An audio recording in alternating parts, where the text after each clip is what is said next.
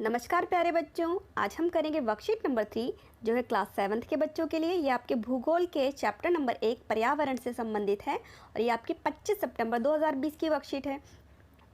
और इससे पहले वाली जो वर्कशीट थी उसमें आपने जाना था किसके बारे में? स्थलमंडल के बारे में। अब स्थलमंडल क्या होता है? तो स्थलमंडल पृथ्वी की जो ऊपरी जो ठोस प्रपट्टी होती है या ऊपर वाली जो कठोर परत होती है उसको हम क्या कहते हैं? स्थलमंडल। यानी इसको दूसरे शब्दों में कहते हैं जो पृथ्वी पर जमीन वाला भाग है हम उसको क्या बोलते हैं? स्थलमंडल। और ज़मीन के ऊपर ही यानी स्थलमंडल के ऊपर ही सड़कें बनी होती हैं, खेत होते हैं, पहाड़ होते हैं और आपके जो घर बने होते हैं किस पर बने होते हैं? ज़मीन पर। तो ये हमारा स्थलमंडल के बारे में हमने पिछली वर्कशीट में जाना था। इसमें हम जानेंगे जलमंडल के बारे में। जल मतलब पानी। तो पृथ्वी पर जितनी भी जगहों पर पानी है, जो जिस जिस रूप में पानी है वो सब किसके अंदर आता है? जलमंडल के अंदर। तो सब अब आते हैं कि जलमंडल की अगर पूछे कोई कि जलमंडल किसे कहते हैं या जलमंडल की परिभाषा बताओ, तो इसका उत्तर होगा कि जल के क्षेत्र को जलमंडल कहते हैं। ठीक है। अब जल का क्षेत्र किस किस रूप में मौजूद है धरती में? यह जल के विभिन्न स्रोतों जैसे नदी के रूप में है हमारे यहाँ, झील में है पानी, समुद्र में पानी होता है, महासागर में पानी होता है। ठीक है। तो ये जल के विभिन्न स्रोतों जैसे नदी, झील, समुद्र, महासागर आदि जैसे विभिन्न जलाशयों से मिलकर बना है। ठीक है। तो दोबारा देखो, जल के क्षेत्र को जलमंडल कहते हैं और यह जल के विभिन्न स्रोतों जैसे नदी, झील, समुद्र, महासागर आदि जैसे विभिन्न जलाशयों से मिलकर बना है। कुएं भी आ जाएंगे इसमें, ज़मीन के अंदर का पानी भी आ जाएगा, ये सब मिलकर क्या बन गया? जलमंडल। अब क्या है? ये सभी प्राणियों के लिए आवश्यक है। मतलब जो भी प्राणी है, जिनमें भी जान है, उन सब के लिए पानी बहुत ज़रूरी है। ठीक है। पानी के बिना वो जिंदा नहीं रह सकते। और जो पानी है वो 3 अवस्थाओं में हो सकता है, यानी उसके 3 रूप होते हैं।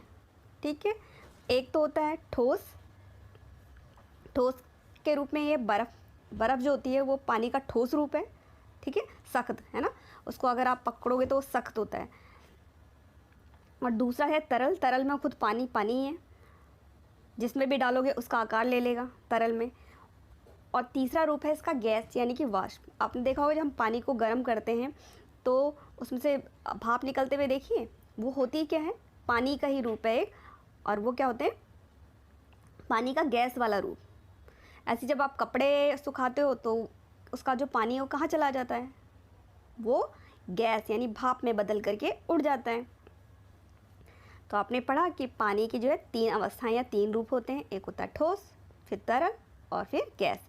ठोस में वो बर्फ़ है, तरल में वो खुद जैसा पानी हम लेते हैं वही है, और गैस में वो भाप है।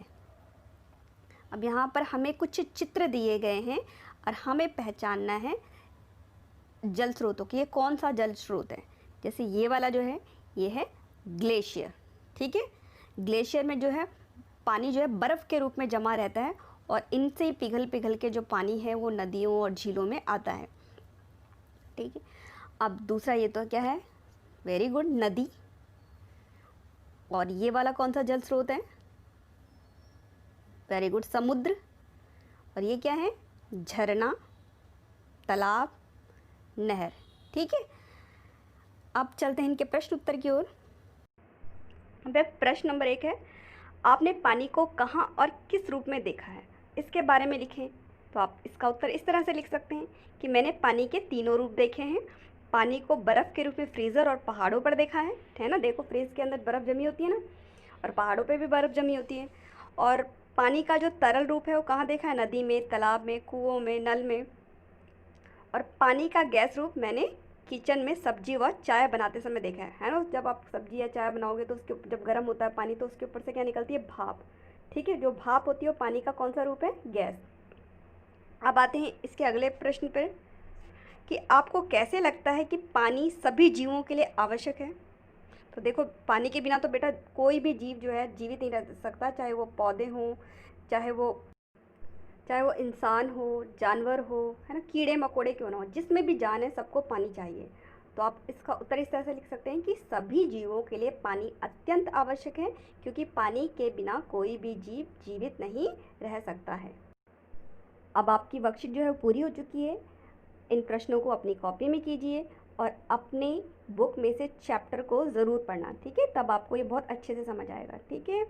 तो लाइक्स और कमेंट्स करने के लिए बेटा आपका बहुत बहुत थैंक यू। मन लगा के पढ़ो और अच्छे अच्छे नंबर लेके आओ। बाय बच्चों।